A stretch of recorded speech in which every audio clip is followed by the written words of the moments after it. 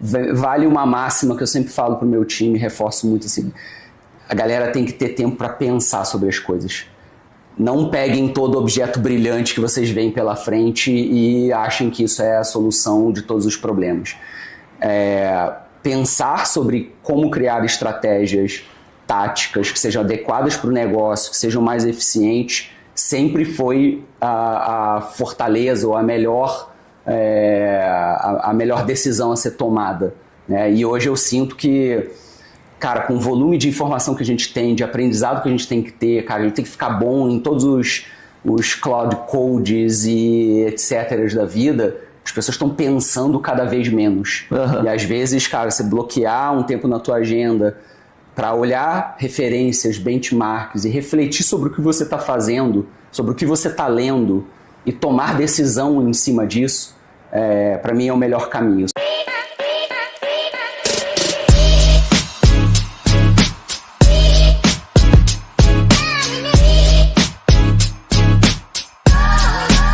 Fala pessoal, estamos aqui em mais uma edição do podcast da SaaS BR Club. Acho que a gente já está beirando aí, talvez, a edição 70. Então, como passa rápido aí, praticamente um ano já de podcast. Hoje estou com um convidado aqui muito especial, o cara que lidera a parte de geração de demanda da RD Station.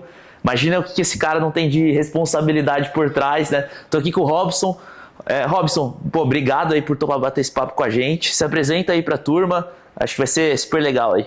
Valeu, obrigado pelo convite também, prazerzão estar aqui com vocês. Sou Robson Fried, eu sou diretor de geração de demanda e growth na RD. Já estou na RD há mais de 8 anos, peguei diversos momentos da companhia, acho que foi muito legal acompanhar e estar lá de perto vivendo uma empresa investida, depois uma empresa adquirida e trabalhar hoje numa empresa de capital aberto como é a TOTVS. A gente é parte da TOTVS. Muita coisa mudou nesse tempo, desafio de geração de demanda também, vai ser um prazer falar sobre essas coisas aqui contigo. Sensacional. Ô Robinson, para a gente começar, quando a gente olha para o modelo RD, né, de geração de demanda, lá atrás foi muito um formato de educação, né? Então, a RD praticamente criou a categoria de inbound no Brasil, educou os players, né, como um todo. E, eu acho que essa época a RD conseguiu surfar muito nessa linha de educação, queria saber o que era inbound, você ia no blog da RD, né? E isso, obviamente, naturalmente gerava demanda para a empresa. Só que, de um tempo para cá, você falou que você está quase 10 anos ali na RD, o mercado evoluiu muito também, né? Então, surgiram vários outros players surfando a onda da RD, né? Tudo que a RD educou ali, começou a vir outros players, tanto nacionais quanto de fora, né?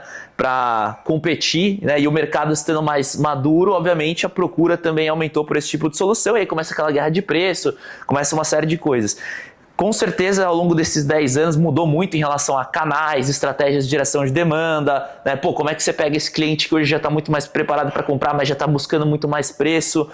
Queria entender um pouquinho, né? Pegando esses teus quase 10 anos, o que você vê que mudou hoje, né, para as estratégias de geração de demanda, do momento que a gente está, para o momento de antes, né, de quando você entrou praticamente. Então, o que vocês estão apostando agora? São canais? Que mudou na estratégia, né, em um mercado mais competitivo? Essa pergunta ela é complexa porque realmente muita coisa mudou no caminho. Mas eu queria começar, acho, falando sobre a essência de como se gera crescimento para as empresas. A lógica do inbound, ela não mudou até hoje. Como é que eu atraio as pessoas para o meu negócio, como é que eu gero valor para essa pessoa e a partir disso se começa um relacionamento que lá na frente vira dinheiro. Uhum. Essa essência, ela é uma essência do inbound clássico, que muita coisa mudou de tática no meio disso, mas ela é uma essência que se mantém para gerar crescimento para as empresas. E a gente continua fazendo isso de forma bastante consistente na RD. Assim, o nosso playbook de inbound ele é muito preponderante no nosso crescimento. A gente ainda tem um volume absurdo de atração, de tráfego, de conversão, de pipeline gerado através de inbound. Mas obviamente, e a gente continua a lógica, né, de, vou entregar valor, começar um relacionamento e isso vai virar realmente um lead qualificado, alguém para o meu time comercial trabalhar. Essa lógica se mantém. Mas no meio desse caminho, muita tática mudou. né? Então, o que você falou é absolutamente verdade. É cada vez mais difícil de você fazer um inbound que seja o mais eficiente possível para o seu negócio. Então, hoje é um mar vermelho, porque no momento que a gente começou lá atrás, o lead custava assim 10 centavos e não é mais verdade. Tem um monte de gente fazendo a mesma coisa que a gente faz. E aí entram outras verdades absolutas no processo de crescimento e aquisição de receita e crescimento de receita de uma forma geral. Primeiro, você tem que saber muito bem para quem você está vendendo e o que você fala para essa pessoa e como você chega nessa pessoa ideal para o seu negócio. É o famoso ICP, né? O Ideal Customer Profile. Ele continua sendo mais importante do que nunca, porque tá muito caro trazer gente nova para dentro do funil. Se você traz gente que não vai converter, você está gastando por essa pessoa, você podia estar fazendo outra coisa com esse dinheiro que não está virando dinheiro para você. Então, assim, a definição do ICP, a calibração dele, a discussão entre marketing e vendas para entender o que faz sentido trabalhar, o que não faz sentido, é parte fundamental desse playbook de inbound que a gente olha hoje, mas que é um playbook muito mais evoluído. Outra coisa importantíssima é como é que você trabalha com os recursos que você já tem dentro de casa. Isso é uma coisa que também o inbound clássico ele não falava, ele basicamente fala assim, bota mais gente para dentro, gera mais tráfego, traz gente, qualifica e bota para dentro, você vende e cresce. Mas não é bem assim que funciona hoje. Isso começou também a ficar caro, essa fórmula, e hoje crescer com mais eficiência, acho que para mim é a lógica principal. Crescer com mais eficiência é você aproveitar melhor o que você já gerou de demanda, trabalhar com essa demanda de forma melhor, mas também olhar muito fortemente para a tua base de cliente. Aqui eu acho que está o grande pulo do gato, que não é mais só olhar essa entrada e trazer bastante gente que seja qualificada e botar para dentro. Você tem que trazer um volume que seja considerável para você gerar nova venda, oxigenar a sua base, mas você também tem que ter produto, um nível de atendimento bom o suficiente para que você consiga extrair dessa base mais valor.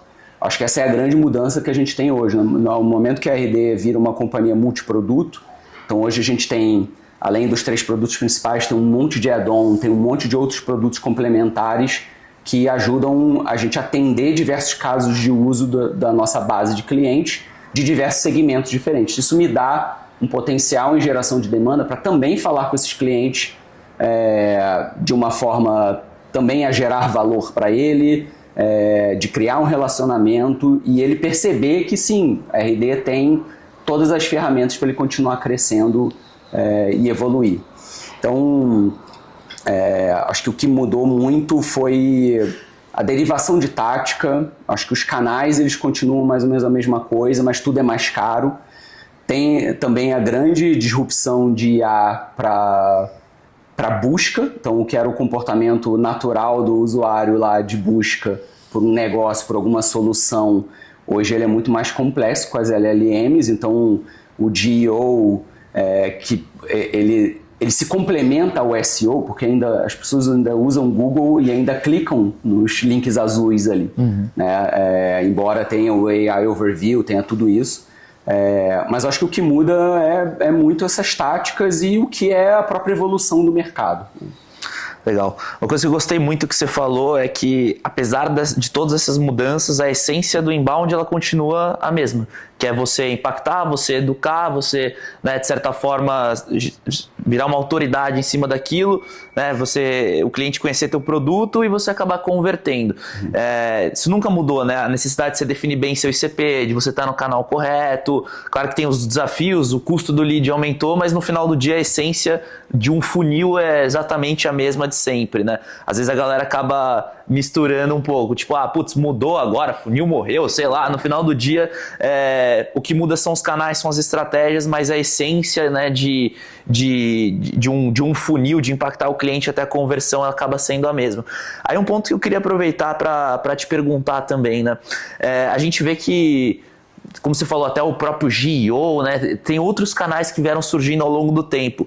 Um deles, inclusive, é a parte de influenciadores digitais. Eu vejo que até a própria RD, na estratégia como um todo, você pega, por exemplo, o último RD Summit que teve, já foi mais aberto, né? Trouxe uma galera de fora da bolha do mercado tech, né? Influencers, e acho que isso faz um pouco parte da forma como a comunicação de produtos, sejam eles qual for, acabaram evoluindo ao longo dos últimos anos, né? Vocês têm olhado um pouco para essa estratégia também de, mais marketing de influência? Te pergunto isso porque marketing de influência sempre foi um tabu no mercado de software, né? Sempre foi mais algo do varejo, você vendeu um sapato, uma maquiagem, mas eu vejo que cada vez mais a galera tem discutido isso também, né? Contratar um influenciador para falar do teu produto, um cara que tem referência em vendas, por exemplo. Como é que vocês estão vendo essa estratégia? Vocês foram em alguma linha parecida, né? Como é que vocês estão explorando esses novos canais? Eu acho que para o nosso mercado SaaS, tecnologia, a autoridade da marca e o que ela entrega para o mercado como conhecimento e que posiciona ela como essa autoridade em determinado assunto é fundamental. Eu acho que também o que mudou bastante do inbound clássico é que antes tinha um playbookinho ali bonitinho, cara. Você fazia blog post pra caramba, fazia material rico pra caramba, e isso era o suficiente para criar essa autoridade, para as pessoas virem até você. Mas hoje não é mais. Então essa derivação de táticas, né, táticas, canais, para gerar essa influência e essa autoridade, ela é fundamental. Então tem movimentos hoje de comunidade muito forte, aqui é uma delas. As empresas podem criar isso, o Community-Led Growth, isso é muito importante para você. Você pode atrair pessoas para uma comunidade, a partir da comunidade você gerar conversa, gerar autoridade sobre a marca e isso posicionar a empresa como o thought leader, né? O líder de pensamento quando se fala daquele assunto. Eventos proprietários é outro também. O Summit, o nosso RD Summit, ele é uma ferramenta que posiciona a gente como líder de pensamento de marketing, vendas e tecnologia de uma maneira geral. Então, ele é uma outra ferramenta, né? Influenciadores, a mesma coisa. Então, assim, o que eu acho que muitas empresas acabam fazendo é pegando uma fórmula pronta e achando que aquilo é só replicar ali que funciona. Esse é o maior erro que tem, né? E, infelizmente, dá trabalho, a gente precisa ter gente boa para poder pensar essas estratégias, porque tem essa competição que a gente fala sempre, né? Então, qual é o melhor caminho para gerar essa autoridade para o negócio? Qual é o melhor caminho para que as pessoas, quando pensem sobre um assunto, falem sobre mim? Né? Então, é isso tudo, cara. Influenciadores, tem muitas empresas que reforçam muito a presença dos executivos no LinkedIn, por exemplo. Eles viram canal de mídia, eles viram produtores de conteúdo tão grande quanto a marca, muitas vezes. Eles são os canais de atração. Então, acho que hoje a beleza e a dificuldade, né, é que você tem muito mais possibilidades de táticas e ganha quem tem a maior inteligência em como usar essas táticas e conseguir criar coisas consistentes, né? Então, também não adianta dar tiros curtos, porque, de novo, tem competição por atenção em todos os lugares. Você vai fazer no LinkedIn um movimento, você tem que olhar qual é a estratégia, você tem que fazer isso de forma consistente, saber o que você quer com aquela tática, por que você está fazendo aquilo e começar a medir resultado, que isso é a lógica óbvia de qualquer playbook moderno hoje, né? Então, tem muita coisa para escolher, cara. Esse é um problema. Dá para escolher muita coisa legal e você pode escolher uma configuração que te ajuda ou pode atrapalhar, porque tudo consome recurso, né? Perfeito. Você falou uma coisa muito legal e eu acho que é onde a maioria da turma erra, que é o seguinte: beleza, quer apostar numa estratégia de influenciador? Tá, o que você quer gerar com isso? Para quem? Eu vejo que muitas vezes a galera acaba se perdendo no sentido de virou moda, executivo, postar no LinkedIn. Aí vai lá, terceiriza isso para um time de marketing, o pessoal fica postando lá na conta do executivo e beleza, tá fazendo a moda ali, mas beleza, o quanto que isso se conecta de fato com a estratégia? Faz sentido o executivo se posicionar dependendo do ICP dessa persona, né? Eu já vi, por exemplo, empresa que vende para o mercado de tecnologia, enterprise, postar no LinkedIn. Isso faz todo sentido porque é um público que está lá. Agora, vamos supor que seu ICP é, pequenos mercadinhos de bairro. Esse cara não está no LinkedIn. Não é a tática certa. Não é a tática certa. Assim como, da mesma forma que a gente falou, vende enterprise. Faz sentido você sair que nem um doido de canhão no Instagram, por exemplo, sem conseguir segmentar, né? Para você que vende, por exemplo, um software nichado, não faz sentido nenhum. Então, eu sinto que o mercado ainda tem um pouco dessas de, agora é Founder-led Growth, agora não sei o quê, agora é LinkedIn, todo mundo tem que virar... Tá, mas beleza, por quê? O que você quer com isso? Né? Isso é a central da tua estratégia, não é? Então, parece óbvio, mas o mercado ainda tem um pouco dessas, né? De fazer as estratégias só por hype ali e não conseguir efetivamente gerar. É muito tentador, cara. É muito tentador. Você consegue ativar essas coisas relativamente rápido, mas aí as pessoas não entendem que elas estão consumindo recurso e atenção e foco em coisas que podem ser mais eficientes, né? Exatamente. E assim, a própria questão do founder se posicionar no LinkedIn, para mim essa estratégia é super importante, que obviamente não tem uma empresa do tamanho da RD, né? Mas, tem um mercado mais nichado, vendo mais para um enterprise, né? Mercado de tecnologia, que é uma bolha que está muito no LinkedIn. Para mim sempre fez muito sentido me posicionar no LinkedIn, principalmente por acabar gerando muito lead orgânico. Agora, não necessariamente todas as empresas vão ter essa mesma necessidade, né? E é por isso que as estratégias acabam não dando certo, a galera se frustra. Botei meu time de marketing lá para produzir artigos no meu LinkedIn e não deu certo. Claro que não deu certo, né? Porque se você for fazer essa estratégia, você precisa ter autenticidade, você precisa contar uma história direito, né? O fundador vai ter que ir lá e digitar de fato e pensar nos posts, porque senão não vai dar certo. Simples assim, né? Vai virar só um copywriter, ele pode imitar exatamente a forma como eu escrevo, por exemplo, mas no final do dia as histórias, a profundidade técnica ele não vai conseguir ter, né? Mas bacana. E voltando um pouquinho atrás, você tinha comentado sobre a RD agora ter muitos produtos, muitos add-ons, e acho que é um caminho natural das empresas conforme elas vão crescendo, né? A RD começou lá atrás com a RD Station Marketing e depois foi para o CRM, para o Conversas, né? Enfim, adquiriu várias empresas. Obviamente, né, você como o cara que lidera a estratégia de geração de demanda, você entende que não faz sentido você sair dando tiro de canhão para 1000 em todos. Às vezes é melhor você ter um produto principal, né, que você chama atenção e depois você ter a sua estratégia de crescimento dentro da carteira. Como é que é essa distribuição hoje, né? Porque eu vejo muito fundador, muito líder de marketing perdido no sentido de, eu tenho 10 produtos, então todos eu tenho que me posicionar no inbound, focando em new logo, e acaba não entendendo que às vezes você tem que criar uma esteira de expansão e tem produto que é um cross-sell, é um upsell e tá tudo bem. Hoje, como é que vocês fazem? Vocês têm um produto-chave que vocês continuam apostando?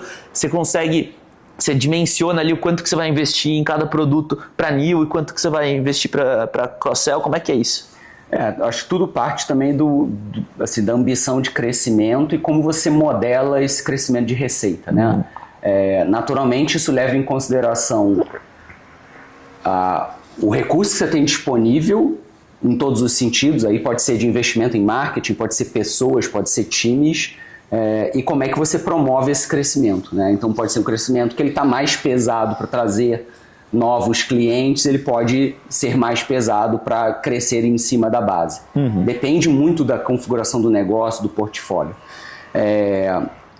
A gente tem uma distribuição mais igualitária entre os 3 produtos principais que a gente vende, em termos de geração de demanda e de funil mesmo, como um todo, né? Então, desde a geração de demanda até a receita, eles têm um peso parecido, né? Só que eles são produtos que são complementares, mas eles falam com audiências diferentes.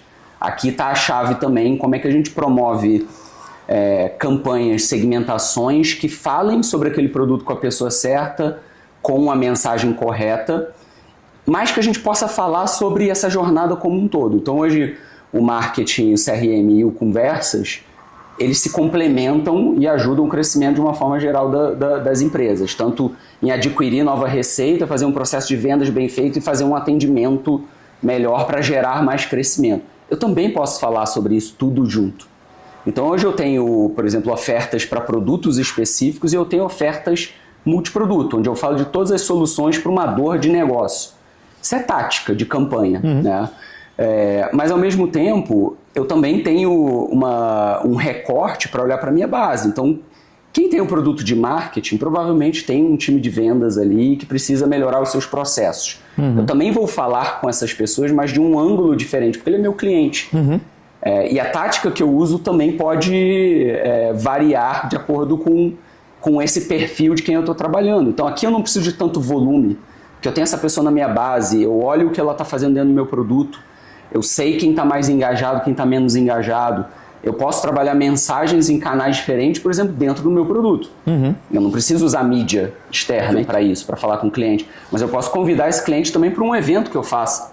E eu tenho uma camada de relacionamento mais próximo com essa base. Então, assim, a gente, no momento de crescimento que a gente está, a gente basicamente olha para tudo ao mesmo tempo agora, tá? Então não tem um peso muito maior numa coisa ou outra, num produto ou outro. A gente tem uma modelagem de crescimento de receita e a nossa fórmula para chegar nisso, ela olha para novo mercado e para crescimento em cima da base. E expansão também, né? Naturalmente, de quem está usando um produto pode crescer com ele também. Mas o que difere bastante são as táticas que a gente usa para cada objetivo desse. Né? Legal. Não, muito interessante esse ponto da segmentação e também de ser personas diferentes, né? Porque o time que comprou o RD CRM não é o mesmo que comprou o RD Station Marketing, né? Talvez imagina ali que o CRM acaba sendo mais uma parte de vendas / operações da empresa, né? Quando a gente olha para o marketing, é marketing. Conversas talvez tenham um pezinho ali em SDR, talvez, né? Ou, enfim, ou algum outro tipo de ICP diferente que tenha uma comunicação mais massificada. Vocês têm vários add-ons específicos que acabam entrando em outros nichos, né? E aí, obviamente, o que você falou, né? Quando você aproveita o próprio produto para muitas vezes criar essa estratégia, porque o seu usuário está todo dia entrando ali. Às vezes, né, exemplo genérico aqui, indique o RD CRM para o teu amigo vendedor e ganhe X. Né? E aí você consegue usar esse ponto de canal, porque se o cara está todo dia no teu produto, isso é uma super oportunidade. Você não precisa pagar Google, por exemplo, para impactar esse cara se ele já está ali dentro da tua plataforma todo dia. Assim como e-mail, por exemplo, né? Também é um canal que, se você já tem um contato, você consegue ir desenvolvendo. E tem uma variável importante que você falou, que é a segmentação, né? Então, que momento de compra esse cara tá, qual que é o relacionamento que ele tem com a RD? Ele é promotor, não é promotor? Porque se ele for um detrator, também não faz sentido nenhum você tentar botar mais um novo produto, né? Acho que é bem legal essas variáveis que você trouxe. Aí queria puxar um tema com você, que eu acho que é um tema bem recorrente hoje em dia, que é a parte de inteligência artificial, né? Acho que talvez um dos times mais impactados por inteligência artificial, ao meu ver pelo menos, é os times de marketing hoje. Por quê? Né? Porque antes você precisava de, sei lá, numa operação média, você precisava ter um monte de copywriter, você precisava ter designer, você precisava ter, né, uma série de skills que hoje em dia, de certa forma, a AI consegue, não vou dizer substituir, mas consegue potencializar. Né? Por exemplo, fazer apresentação comercial para o time. Isso era uma demanda que acabava caindo no time de marketing, de certa forma. Hoje lá você já consegue treinar uma AI com as características e você consegue dar uma vazão muito maior. Claro que vai ter um dedo humano, um direcionamento, uma revisão. Né? Copywriter é a mesma coisa. GEO, como é que você está vendo a estrutura dos times de marketing? Não necessariamente já pode ter acontecido esse movimento, mas talvez, como é que você está vendo, daqui 2, 3 anos, a estrutura do time de marketing? Né? Você acha que você vai ter um copywriter sênior que vai liderar 5 mil agentes? Né? Como é que você está vendo essa mudança? Tá, legal. Essa resposta é complexa também, eu vou dar uma voltinha antes, conectando com a resposta anterior. Assim, eu acho que e com tudo que eu falei antes, na verdade, porque AI também assim, é uma disrupção que impossível de você não estar dentro dela e isso não mudar as regras do jogo de como times funcionam, de como operações de empresas funcionam. Cara, ferramenta poderosíssima, mas ferramenta sozinha nunca resolveu nenhum problema. Perfeito. Tá? Isso aqui é a máxima que sempre existiu, para mim vai sempre existir. Um dos problemas principais que eu vejo que quem começa a achar que IA é a fórmula mágica para resolver todos os problemas é o problema de dados. A gente estava lá no SaaStr, lá em São Francisco, e uma das coisas que as empresas mais falaram lá é o quanto que, para uma IA ser eficiente para um negócio, a gente colocar um sistema operacional com IA no cloud, se você não tiver uma estrutura de dados muito bem feita dentro do seu negócio, provavelmente vai extrair pouco valor e vai gastar bastante dinheiro com IA. Então, parte de você ter essa estruturação de dados bem feita. Quando você tem ferramentas espalhadas, aí softwares mesmo, que tem bancos de dados, bases de dados, comportamentos de clientes em lugares diferentes, fica muito mais difícil de você fazer isso. Eu não tenho uma visão de data lake, um lugar centralizado onde toda a jornada do seu cliente está ali concentrada e que você pode botar uma IA para entender aquilo dali e gerar ações que são mais eficientes. Se você tem um dado que está aqui, o outro está aqui, o outro está aqui, essas coisas não se conversam, provavelmente você não vai melhorar a sua efetividade como operação. Você pode deixar mais veloz, você pode fazer algumas coisas com o IA que deixam mais veloz, mas assim, a base de conhecimento da tua operação e a tua base de dados é o alicerce fundamental para qualquer operação de marketing, vendas, que quer usar a IA de forma mais consistente funcionar em cima. Cara, se não tem isso, provavelmente você não vai obter muito sucesso e vai gastar dinheiro. Para ter isso, você precisa de ferramentas integradas. A gente defende muito na RD que assim, quando você tem o RD Station Marketing CRM e o Conversas funcionando juntos, você tem um arcabouço de dados de toda essa jornada, desde o momento que a pessoa é um tráfego seu, depois que ela vira um lead, depois que ela vira um cliente e ela evolui com você, centralizado num lugar só. E aí você conectar LLMs em cima disso, e você ter sim uma operação agêntica dentro do marketing, consumindo de uma base de dados bem feita, cara, aí você tem um potencial gigantesco, né? Hoje já é possível fazer isso com a RD, a gente tem os MCPs para Claude, ChatGPT, Gemini está saindo agora. Então você consegue operar as ferramentas usando IA. Então você consegue fazer uma operação de marketing agêntica, só que muito mais inteligente, porque ela está indo num lugar onde tem a concentração das informações que a IA precisa consumir para tomar decisão. Então, você pode pedir via Claude para ela fazer uma segmentação para quem está mais engajado para você, ou de quem comprou nos últimos 3 meses e construir uma campanha para você. Se você não tem essas informações, ela vai construir qualquer coisa. Então, assim, eu acho que a primeira mensagem é essa. Assim, se você não tem uma estrutura de dados, não tem ferramentas integradas, a chance de você usar a IA de um jeito muito ruim é grande. A gente viu isso também lá no Saster, a head comercial da Anthropic, falando como eles mudaram o próprio playbook deles com o Claude centralizando a orquestração de todos os softwares que eles já tinham. Eles não abriram mão de nenhum software, mas eles tinham uma boa estrutura de conexão desses softwares, de dados, de operação com eles, onde eles botaram uma inteligência artificial para apoiar na produtividade do time, e foi absurdo de resultado. Então, assim, eu acho que primeiro começa por aí. No momento que você tem isso, aí sim você pode começar a pensar num copywriter que vai ter 500 agentes embaixo, um vai ser especialista em cada tipo de campanha, por exemplo, um vai fazer anúncios para a Meta, o outro vai fazer os melhores e-mails, o outro vai fazer roteiros para vídeos. Aí sim você consegue usar a IA para ganhar produtividade e produzir bons outputs, né? Mas eu acho que vai sim ter uma disrupção em como a gente faz. Não acho que seja um movimento de curtíssimo prazo, porque pouquíssimas pessoas no Brasil estão operando nesse nível de sofisticação que eu falei. E eu falo com bastante gente e as pessoas estão usando, diria que num momento mais early stage, então tem muita coisa generativa que é a otimização do que a pessoa já faz. Então, em vez de ele fazer um copy em 2 horas, ele vai fazer em 10 minutos, ele pode produzir mais copy, tá bom. Já é uma forma de extrair algum nível de valor, mas para isso ser parte da operação, para isso poder mudar a estrutura de time, tem que ter um trabalho de alicerce muito bem feito. Perfeito. Não, muito boa colocação. Essa questão do dado está muito bem pavimentado para que você consiga ter um bom output com a gente. Acho que é algo primordial e muita gente ainda não entendeu. O pessoal pensa que AI é você ir lá e escrever um promptzinho. Cria aí uma campanha para mim. Tá, beleza, mas cadê todo o contexto de, sei lá, de 5 anos de resultado das tuas campanhas, por exemplo?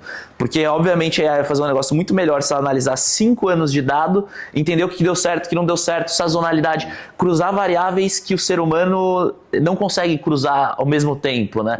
Porque, beleza, você pode, como, vamos supor, um especialista lá de SEO, analisar os últimos 5 anos de performance de mercado, mas você não vai conseguir cruzar um monte de variáveis na tua cabeça a ponto de chegar perto do que uma AI tem capacidade de fazer, né? Então, como você falou, se você for botar um agente para criar uma campanha que vai utilizar essas inúmeras variáveis e vai entender o que performou em termos técnicos de SEO, o que performou em termos de conteúdo, e cruzar tudo isso e fazer uma campanha perfeita e ter a capacidade de se retroalimentar com base nisso, pô, um prompt básico nunca vai ter essa capacidade. E eu acho que as empresas elas estão pecando nisso ainda, né? Porque se for parar para pensar, você está aí no mercado há muito tempo, sei lá, não vou falar 10 anos atrás, né? Vamos botar aí que há 6, 7 anos atrás, qual que era a maior dor das empresas? Elas malemar tinham seus CRMs, sua plataforma de marketing, e aí depois começou a surgir plataforma para tudo, então a galera colocava uma plataforma em CS, uma plataforma no financeiro, e aí começou a surgir aquele movimento de agora a gente tem dados demais, senta numa mesa, e a briga não é sobre a tomada de decisão, a briga é sobre qual dado está certo, porque o CS chega lá com a planilha que ele extraiu do sistema de CS, né, o vendedor, aí no final nada bate com nada, e aí não tem uma verdade. Eu acho que depois de, sei lá, de 3, 4 anos para cá, começou a acontecer movimentações como, por exemplo, a TOTS comprou o funil inteiro, a Salesforce, ou seja, tem sistema para CS, tem CRM, para quê? Para unificar esse dado. Acho que a RD bebeu muito bem dessa fonte, porque hoje o RD Station Marketing está plugado com conversas, está plugado com CRM, né? Só que agora acho que a gente está entrando numa nova era em que os dados voltaram a ser extremamente importantes e a turma, de certa forma, que não se organizou lá atrás para ter esses dados de maneira compilada, de novo vai ter um prejuízo, né, nessa ótica. E eu acho que agora a gente tem uma variável adicional. Antes, né, beleza, você tinha um dado do CRM preenchido ali, que era o dado que, querendo ou não, estava sendo digitado por alguém. Agora, né, você já tem a possibilidade de estar transcrevendo suas reuniões, suas conversas de WhatsApp, o RD Conversas, como você falou. Então, é um dado de interação, né? Você conseguir ter um dado muito mais robusto que é só aquele dado que... Porque o vendedor sabe como é que é, né? Ele sai da reunião, ele preenche de qualquer jeito, você não tá pegando realmente o que aconteceu. É o forecast, é no feeling. Então, agora a gente está entrando numa fase que, até li uma frase legal no LinkedIn esses dias, que é: se você não tá transcrevendo o que teu time tá falando, você tá louco. Porque isso talvez seja a maior pavimentação para, por exemplo, tecnologia de avatar de AI. Isso, por enquanto, é uma porcaria ainda. Mas daqui 2 anos não vai ser. Imagina se você tiver 5 anos de reunião do teu time gravada. Será que você não vai conseguir ter um avatar vendedor, por exemplo?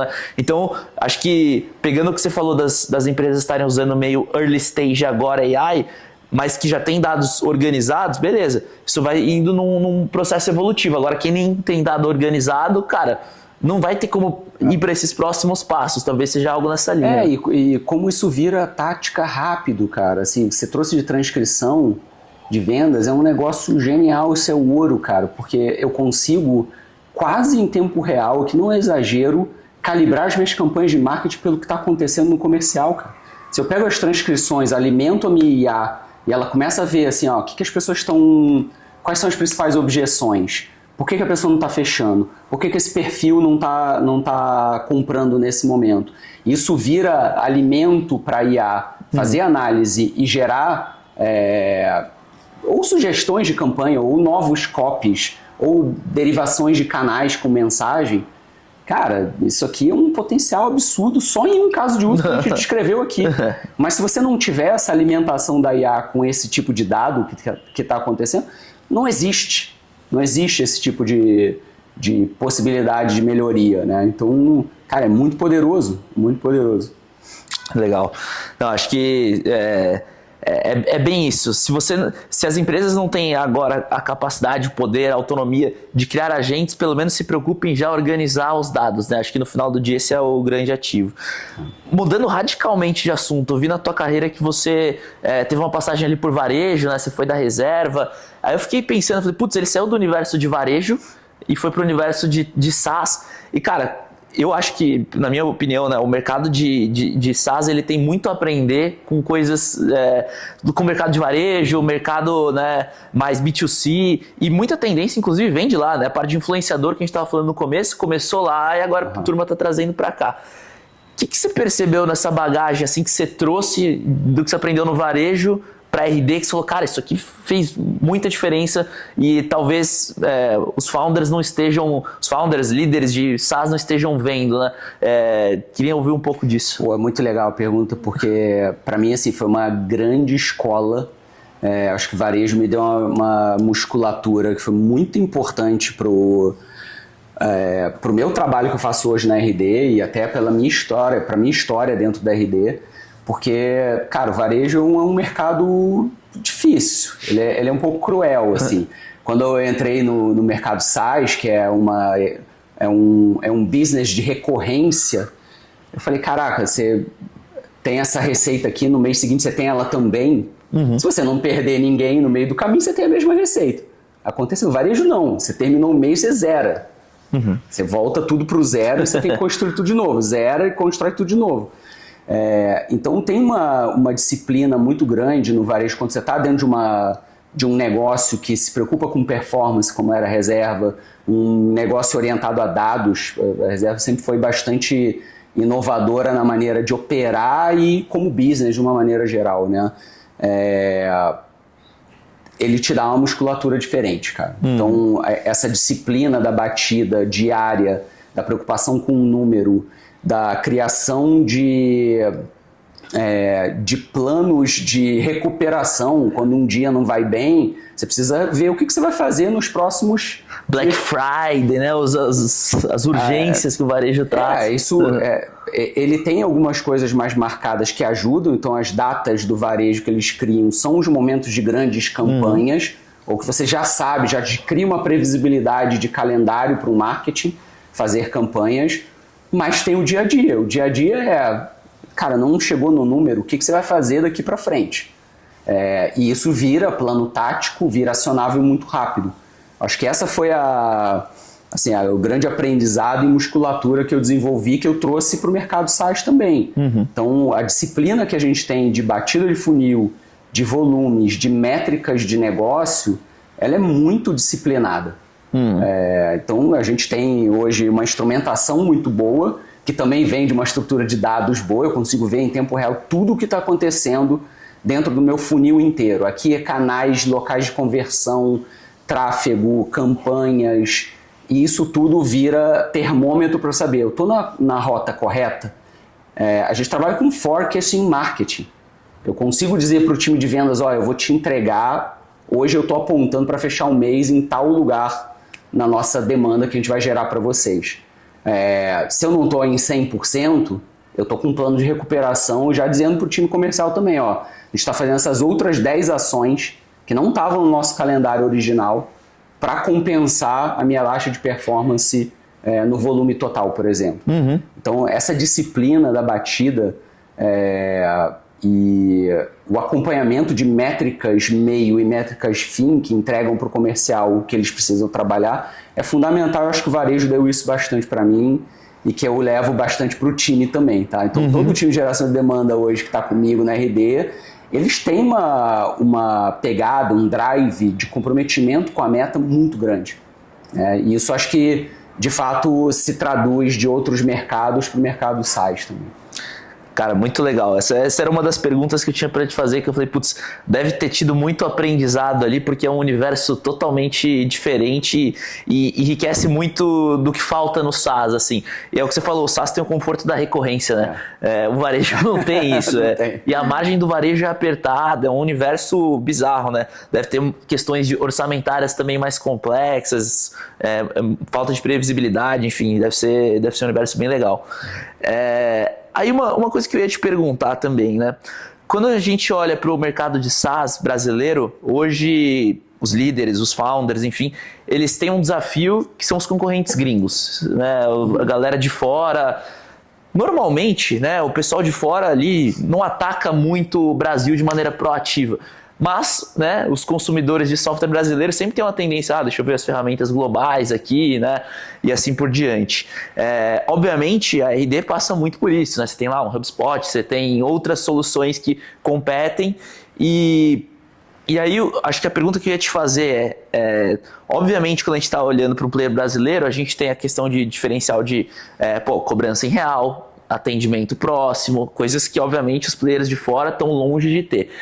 Como é que você usa esse diferencial nas tuas campanhas, nas tuas estratégias, né? Porque, de certa forma, existe até uma síndrome de vira-lata, né, do brasileiro, de não, o software de fora é melhor. Como é que você usa esse apelo dentro da ótica de educação, de geração de demanda?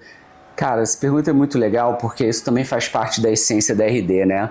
A gente nasceu lá atrás com os nossos founders, o Eric, eles começaram gerando valor para o mercado brasileiro. O foco era aqui. O foco era educar o mercado de que existia uma nova forma de fazer marketing, que mudava a lógica do marketing tradicional de interrupção, de grandes orçamentos, e mostrava que tinha um caminho alternativo para fazer isso. Então, desde o início do negócio, ele foi pensado para a nossa realidade brasileira. O nosso SMB no Brasil é completamente diferente do SMB dos Estados Unidos. A forma de comprar do brasileiro é completamente diferente dos americanos. Então, assim, a gente tem um entendimento real das dores do mercado brasileiro e da maneira como o mercado brasileiro funciona, que é muito diferente. Ninguém consegue ter isso não nascendo aqui. Né? Então, assim, a gente é brasileiro, feito por brasileiro, pensando no mercado brasileiro. Pode parecer pouco, mas isso muda muito o jogo. Então, até o casamento com a TOTUS reforça muito, cara. A TOTUS é a maior empresa de tecnologia do Brasil. E a tese deles é muito Brasil, né? É muito Brasil. Eles têm escritórios presenciais, físicos, em todas as cidades com mais de 200 mil habitantes do Brasil. Não tem como entender melhor da realidade do Brasil inteiro do que a gente faz. Então, assim, nosso software é pensado para o mercado brasileiro, para as dores do mercado brasileiro, para a maturidade do mercado brasileiro. As features que a gente tem são adequadas para as necessidades do mercado brasileiro. A gente cobra em real, nosso atendimento é em português. Isso é vantagem. Isso é vantagem para o cliente que compra da gente, né? E a gente, de fato, se orgulha bastante disso e pensa muito em quem a gente está atendendo. Pensa como o nosso produto pode ser melhor para essa pessoa, como o nosso atendimento pode ser melhor para essa realidade do público brasileiro, né? Então, isso é algo que nenhum gringo vai tirar da gente, porque nascemos aqui, somos desse jeito, e a gente pensa 24 horas por dia em como a gente atende o mercado brasileiro. Perfeito. A gente não está pensando expandir globalmente, porque o nosso foco é Brasil.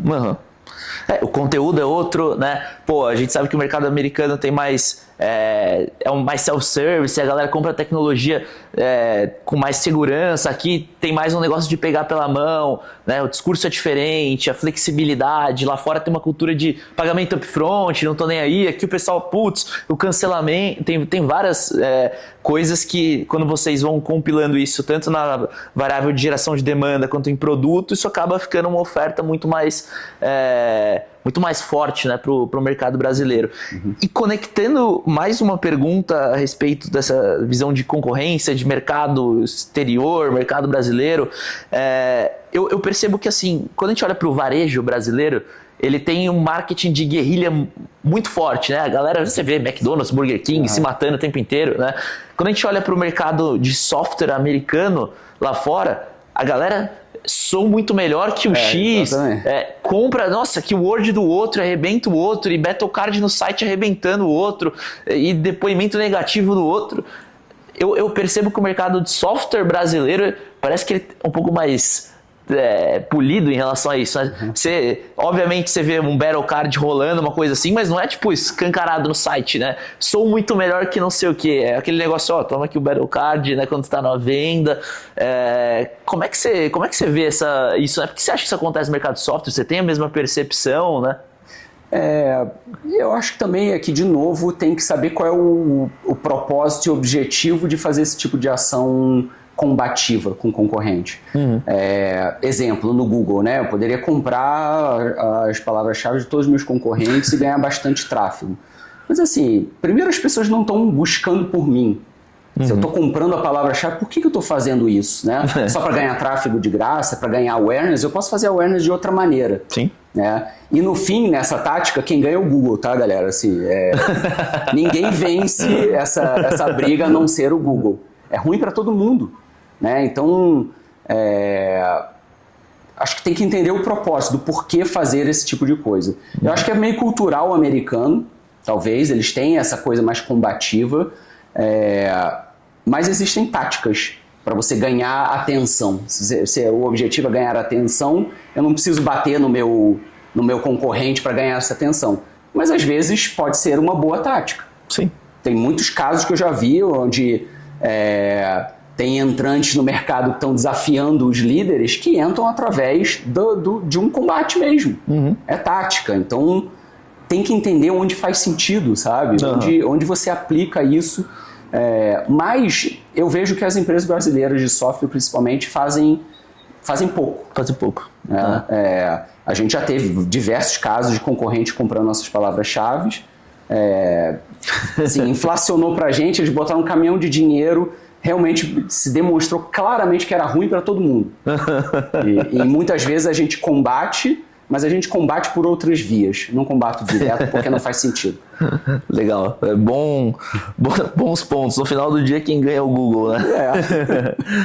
Não, mas acho que faz muito sentido, né? Tem que entender o porquê dessa guerrilha, porque às vezes pode ser muito mais interessante você pegar esse dinheiro que você está comprando aqui hoje do concorrente, você pegar uma dor que você saiba que o mercado tem e você fazer uma ação de awareness muito mais forte e você acabar dominando por um outro lado menos negativo, né? Porque no final do dia é isso. O cara vai buscar agora RD, vai buscar HubSpot, algum motivo dele estar buscando diretamente tem. Ou ele já confia nessa marca, ou alguém indicou, ou é muito difícil você, o cara tá procurando HubSpot, ele vai cair no RD acidentalmente e falar, não, calma aí que eu vou comprar agora, né? Eu acho difícil, pode acontecer também, né? Mas enfim. Eu prefiro que meu cliente decida por si mesmo de que a RD é melhor para ele do que eu ficar gritando, eu sou muito melhor do que todos os outros. Até porque normalmente quem grita muito que é muito melhor, né, dificilmente vai ser, né? Mas, muito legal.